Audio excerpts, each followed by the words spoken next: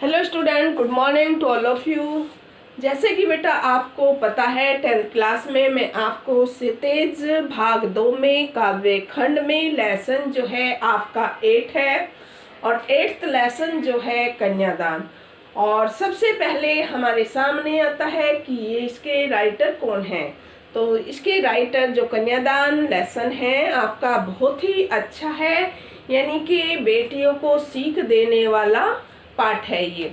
तो इसमें जो है ऋतुराज द्वारा जो है ये रचित पाठ है और इसमें जो है ऋतुराज जी ने एक लड़की को संबोधित करते हुए उन्हें जो है सीख दी है कि जब उसकी माँ कन्यादान करती है अपनी बेटी का, तो वो जो है उसे किस तरीके की सीख देती है बेटी को। क्योंकि जब बेटी की शादी होती है तो उसको जो है इतना ज्ञान, सामाजिक ज्ञान नहीं होता है, रीति रिवाजों का ज्ञान नहीं होता है, तो उसको जो है हर परिस्थिति का सामना करने के लिए और अपने मुकाम पर लास्ट तक जो है पहुंचने के लिए इसमें शिक्षा देते हैं। तो सबसे पहले जो है मैं आपको ऋतुराज जी के बारे में बताऊंगी। ऋतुराज जी का जो जन्म 1940 में जो है बेटा हुआ था। तो अब जो है मैंने आपको ये लेसन ऋतुराज जी का जीवन परिचय भी क्लासेज में करा दिया था और ऋतुराज जी का जो कन्यादान है चैप्टर, उसके वर्ड मीनिंग और पाठ का व्याख्या एक तरीके से मैंने आपको करा दिए हैं और उसमें से क्वेश्चन आंसर किस तरीके से आप फाइंड करेंगे वो भी मैंने आपको बताया। तो आज जो है हम कन्यादान का डीजी क्लास देंगे आपको, तो सभी बच्चे इसको ध्यान से देखेंगे। कन्यादान परिचय। प्रस्तुत रचना ऋतुराज की है। ये रचना हमारे पाठ्यक्रम क्षितिज 2 से ली गई है। ऋतुराज का जन्म सन 1940 में राजस्थान के भरतपुर में हुआ था। राजस्थान विश्वविद्यालय जयपुर से उन्होंने अंग्रेजी में एमए किया। 40 वर्षों तक अंग्रेजी साहित्य के अध्यापन के बाद अब वे सेवानिवृत्त लेकर जयपुर में रहते हैं। उनकी कविताओं में दैनिक जीवन के अनुभव का यथार्थ है। इनकी प्रमुख कृतियां निम्नलिखित हैं: कविता संग्रह, एक मरण धर्मा और अन्य, पुल और पानी, सुरत निरत और लीला मुखारविंद। जबकि इन्हें निम्नलिखित पुरस्कार मिले हैं: पुरस्कार सोमदत्त परिमल सम्मान, मीरा पुरस्कार, पहल सम्मान, बिहारी पुरस्कार। ऋतुराज की कविता कन्यादान दरअसल स्त्री के प्रति समाज के परंपरागत सोच पर सवाल खड़ा करती है। कन्यादान से होकर गुजरते हुए स्त्रियों के प्रति ऋतुराज की संवेदना का भी आभास मिलता है। कविता में एक स्त्री जो माँ है, दूसरी स्त्री जो बेटी है, को अपनी आखिरी पूंजी मानते हुए अपने अनुभवों को साझा करती है।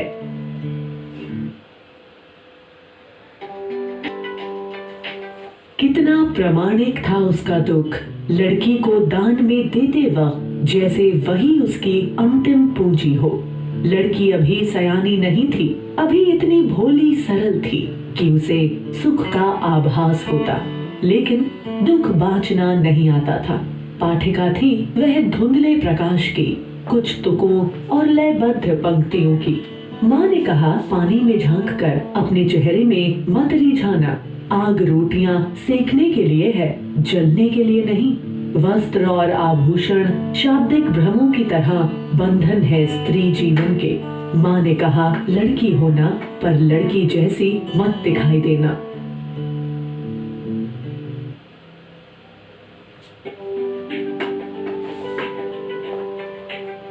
कितना प्रामाणिक था उसका दुख, लड़की को दान में देते वक्त जैसे वही उसकी अंतिम पूंजी हो।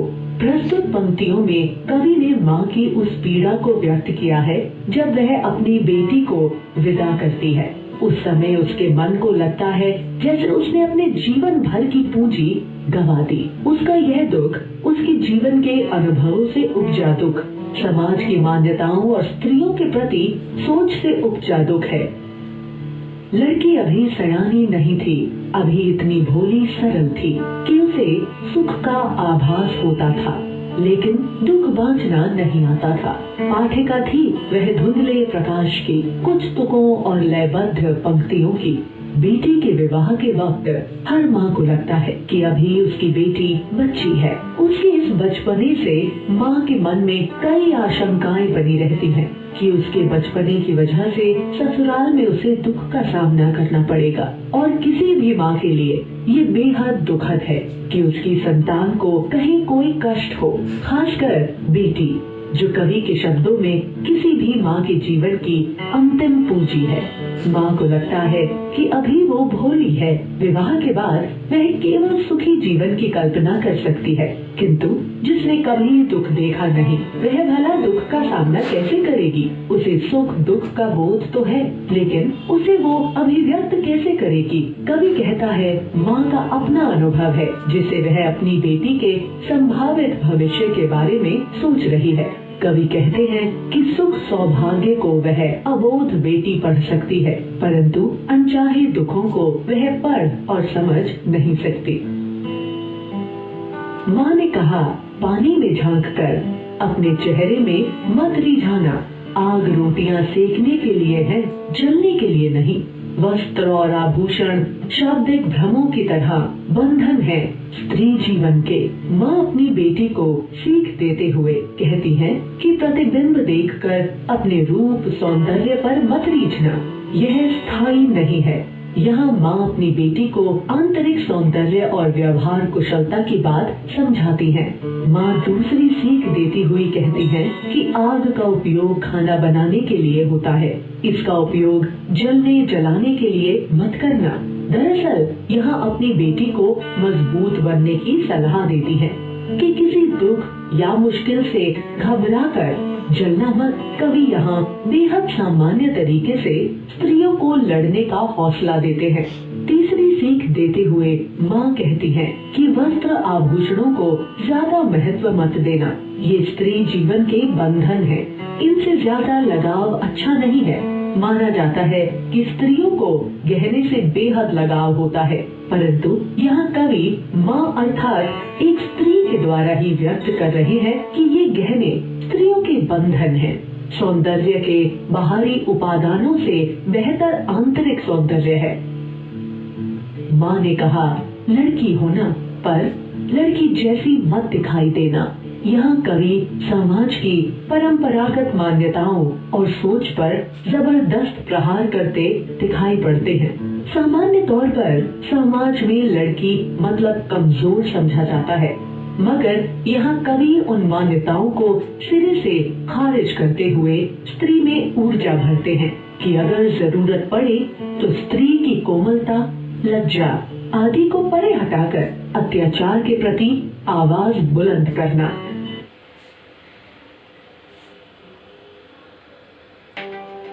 प्रस्तुत रचना ऋतुराज की है।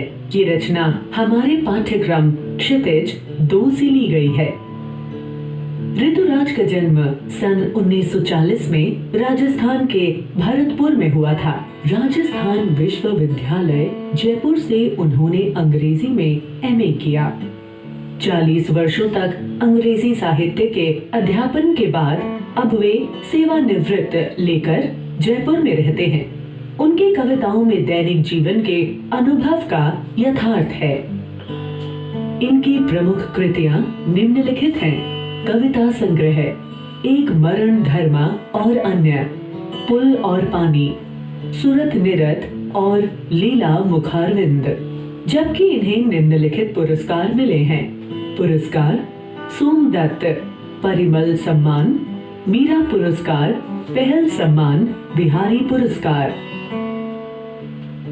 ऋतुराज की कविता कन्यादान दरअसल स्त्री के प्रति समाज के परंपरागत सोच पर सवाल खड़ा करती है।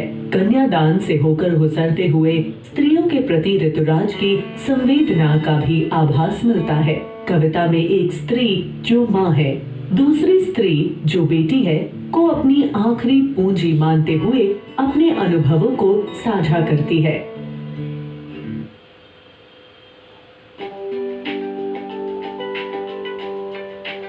कितना प्रामाणिक था उसका दुख। लड़की को दान में देते वक्त जैसे वही उसकी अंतिम पूंजी हो। लड़की अभी सयानी नहीं थी, अभी इतनी भोली सरल थी कि उसे सुख का आभास होता, लेकिन दुख बाँचना नहीं आता था। पाठिका थी वह धुंधले प्रकाश की, कुछ तुकों और लयबद्ध पंक्तियों की। माँ ने कहा, पानी में झांककर अपने चेहरे में मत रिझाना। आग रोटियां सेकने के लिए है, जलने के लिए नहीं। वस्त्र और आभूषण शाब्दिक भ्रमों की तरह बंधन है स्त्री जीवन के। माँ ने कहा, लड़की होना पर लड़की जैसी मत दिखाई देना।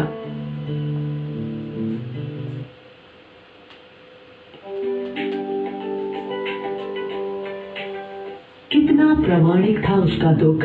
लड़की को दान में देते वक्त जैसे वही उसकी अंतिम पूंजी हो। प्रस्तुत पंक्तियों में कवि ने माँ की उस पीड़ा को व्यक्त किया है जब वह अपनी बेटी को विदा करती है। उस समय उसके मन को लगता है जैसे उसने अपने जीवन भर की पूंजी गंवा दी। उसका यह दुख उसके जीवन के अनुभवों से उपजा दुख, समाज की मान्यताओं और स्त्रियों के प्रति सोच से उपजा दुख है। लड़की अभी सयानी नहीं थी, अभी इतनी भोली सरल थी कि उसे सुख का आभास होता था, लेकिन दुख बाँचना नहीं आता था। पाठिका थी वह धुंधले प्रकाश की, कुछ तुकों और लयबद्ध पंक्तियों की। बेटी के विवाह के वक्त हर माँ को लगता है कि अभी उसकी बेटी बच्ची है। उसके इस बचपने से माँ के मन में कई आशंकाएं बनी रहती हैं कि उसके बचपने की वजह से ससुराल में उसे दुख का सामना करना पड़ेगा। और किसी भी माँ के लिए ये बेहद दुखद है कि उसकी संतान को कहीं कोई कष्ट हो, खासकर बेटी, जो कवि के शब्दों में किसी भी माँ के जीवन की अंतिम पूंजी है। माँ को लगता है कि अभी वो भोली है, विवाह के बाद वह केवल सुखी जीवन की कल्पना कर सकती है, किंतु जिसने कभी दुख देखा नहीं वह भला दुख का सामना कैसे करेगी। उसे सुख दुख का बोध तो है, लेकिन उसे वो अभिव्यक्त कैसे करेगी। कवि कहता है माँ का अपना अनुभव है जिसे वह अपनी बेटी के संभावित भविष्य के बारे में सोच रही है। कवि कहते हैं कि सुख सौभाग्य को वह अबोध बेटी पढ़ सकती है, परंतु अनचाहे दुखों को वह पढ़ और समझ नहीं सकती। माँ ने कहा, पानी में झांककर अपने चेहरे में मत रिझाना। आग रोटियां सेकने के लिए है, जलने के लिए नहीं। वस्त्र और आभूषण शाब्दिक भ्रमों की तरह बंधन है स्त्री जीवन के। माँ अपनी बेटी को सीख देते हुए कहती है कि प्रतिबिंब देखकर अपने रूप सौंदर्य पर मत रीझना, यह स्थायी नहीं है। यहाँ माँ अपनी बेटी को आंतरिक सौंदर्य और व्यवहार कुशलता की बात समझाती है। माँ दूसरी सीख देती हुई कहती है कि आग का उपयोग खाना बनाने के लिए होता है, इसका उपयोग जलने जलाने के लिए मत करना। दरअसल यहाँ अपनी बेटी को मजबूत बनने की सलाह देती है कि किसी दुख या मुश्किल से घबराकर जलना मत। कवि यहाँ बेहद सामान्य तरीके से स्त्रियों को लड़ने का हौसला देते हैं। तीसरी सीख देते हुए माँ कहती है कि वस्त्र आभूषणों को ज्यादा महत्व मत देना, ये स्त्री जीवन के बंधन है, इनसे ज्यादा लगाव अच्छा नहीं है। माना जाता है कि स्त्रियों को गहने से बेहद लगाव होता है, परंतु यहाँ कवि माँ अर्थात एक स्त्री के द्वारा ही व्यक्त कर रहे हैं कि ये गहने स्त्रियों के बंधन हैं। सौंदर्य के बाहरी उपादानों से बेहतर आंतरिक सौंदर्य है। माँ ने कहा, लड़की होना पर लड़की जैसी मत दिखाई देना। यहाँ कवि समाज की परंपरागत मान्यताओं और सोच पर जबरदस्त प्रहार करते दिखाई पड़ते हैं। सामान्य तौर पर समाज में लड़की मतलब कमजोर समझा जाता है, मगर यहाँ कवि उन मान्यताओं को सिरे से खारिज करते हुए स्त्री में ऊर्जा भरते हैं कि अगर जरूरत पड़े तो स्त्री की कोमलता, लज्जा आदि को परे हटाकर अत्याचार के प्रति आवाज बुलंद करना। तो इसमें जो है बेटा आपने देखा कन्यादान का जो है इसमें डेजी क्लास आपको दी है। तो एक जैसे फर्स्ट लाइन में आया था कि कितना प्रामाणिक है उसका दुख, प्रमाणिक यानी कि वास्तविक सच्चा दुख है जब लड़की अपनी बेटी को कन्यादान यानी कि उसकी शादी करती है और उसको जो है दूसरे घर भेजती है। प्रमाणिक यानी कि वास्तविक दुख है, इसका सच्चा दुख है जब अपने दिल के टुकड़े को दूसरी जगह दान में देती है, यानी कन्यादान उसका करती है। और बेटा उसकी बेटी जो है सरल थी, यानी कि भोली भाली थी। वो इतना दुनियादारी के बारे में बिल्कुल भी नहीं जानती थी, बस पाठिका थी धुंधले प्रकाश की, यानी कि उसको थोड़ा बहुत तो ज्ञान था कि मेरी शादी होगी, मुझे नए नए गहने मिलेंगे, मुझे नए नए वस्त्र मिलेंगे। लेकिन इनके पीछे जो उसको ग्रस्त जीवन में प्रताड़ित किया जाएगा, तो उसको ये ज्ञान यानी कि समाज का ज्ञान बिल्कुल भी नहीं था। तरह तरह की प्रताड़ना देते हुए ससुराल वाले लड़की को जो बहू होती है उसको बहुत दुखी करते हैं। तो माँ ने लास्ट में ये भी जो है कहा था कि पानी को देख के रीझना मत, यानी कि अपने चेहरे को पानी में देख के रीझना मत। रीझना मतलब उससे जो है खुश मत होना, इतराना मत।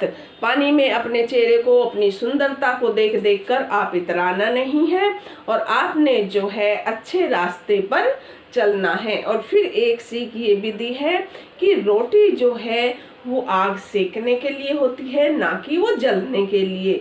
तो कई बार आपने देखा होगा तो बेटियों को जो है ससुराल में इतना तंग किया जाता है, दहेज के लोभी जो है उनको एक ऐसे मुकाम पर पहुंचा देते हैं कि आखिर जो है उनको अपनी आत्महत्या करने पर जो है उनको कर देते हैं कि उनको आत्महत्या करनी पड़ जाती है। कोई तो पहले जला लेता था, अपने आप में आग लगा लेता था, या फिर कोई जो है फांसी अपने आप को दे देता था।